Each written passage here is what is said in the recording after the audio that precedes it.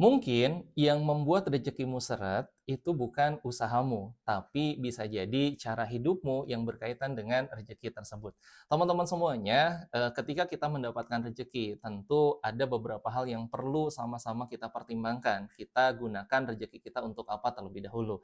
Tapi yang jelas adalah teman-teman semuanya, ketika kita mendapatkan rezeki dan kita banyak sekali mendapatkan motivasi-motivasi berkaitan dengan amalan ibadah, apalagi di bulan Ramadan untuk melipat gandakan rezeki, termasuk salah satunya adalah sedekah. Maka perlu teman-teman semuanya ketahui bahwa sedekah itu adalah sunnah, sementara ada kewajiban, bahkan disebutkan oleh para ulama itu adalah sedekah terbaik yang bisa dilakukan, apalagi untuk oleh seorang laki-laki.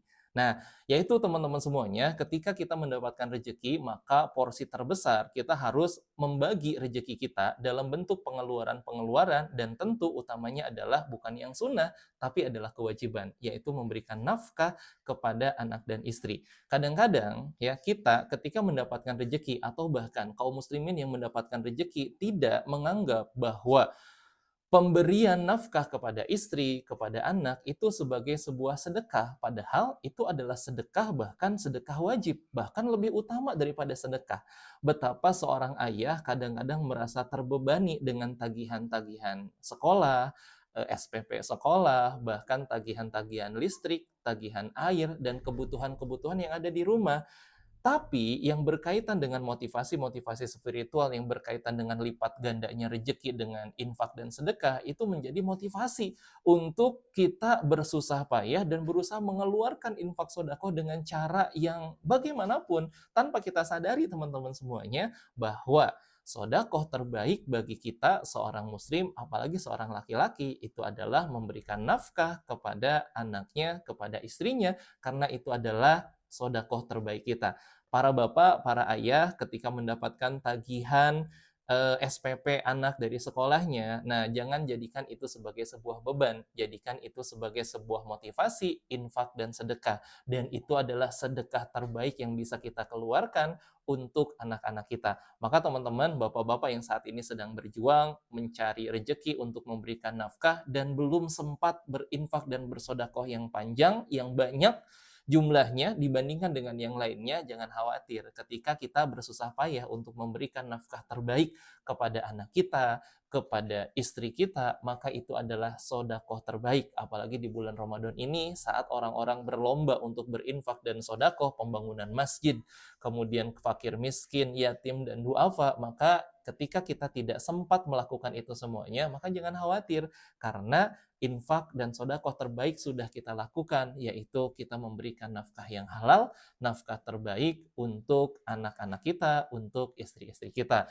Nah, baru setelah itu, maka bisa kita lakukan kewajiban yang kedua. Maka untuk teman-teman yang saat ini juga sedang kesulitan dalam membayar hutang, dan tentu ketika kita membahas berkaitan dengan hutang dan juga rezeki, ini pun ada hubungannya. Ketika kita terpaksa untuk berhutang, untuk memenuhi untuk kebutuhan hidup kita, maka itu bukanlah sesuatu yang tabu, bukanlah sesuatu yang menghinakan, karena baginda Nabi Shallallahu Alaihi Wasallam juga pernah berhutang untuk kebutuhannya.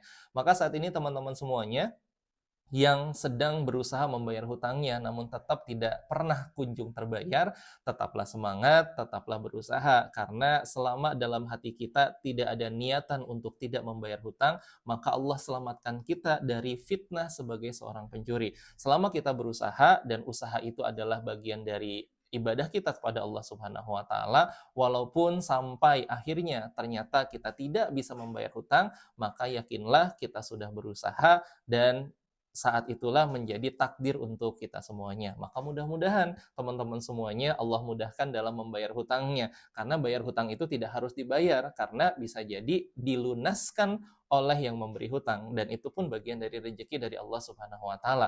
Bukan berarti kita berharap supaya dilunaskan hutang-hutang kita oleh sang pemberi hutang, tapi yang jelas adalah ini bagian kita memenuhi kewajiban kita dalam membayar hutang, dan ini adalah pahala juga untuk kita semuanya, dan ini adalah ibadah juga untuk kita semuanya. Maka teman-teman semuanya, hari ini mudah-mudahan Allah berikan kemudahan untuk teman-teman semuanya yang sedang membayar hutang, dan ingat, selama kita terus berusaha untuk membayar hutang dan memprioritaskan kewajiban-kewajiban kita, nafkah-nafkah yang wajib terlebih dahulu, sehingga belum ada sisa untuk membayar hutang. Mudah-mudahan itu pun menjadi ampunan bagi Allah Subhanahu wa Ta'ala untuk kita semuanya, dan mudah-mudahan menjadi jalan untuk kita semuanya bisa dimudahkan juga untuk membayar hutang. Mudah-mudahan teman-teman semuanya Allah mudahkan dalam membayar hutangnya, dan juga memberikan nafkah terbaik untuk anak dan istrinya, menjadi ibadah sodakoh terbaik apalagi di bulan Ramadan ini.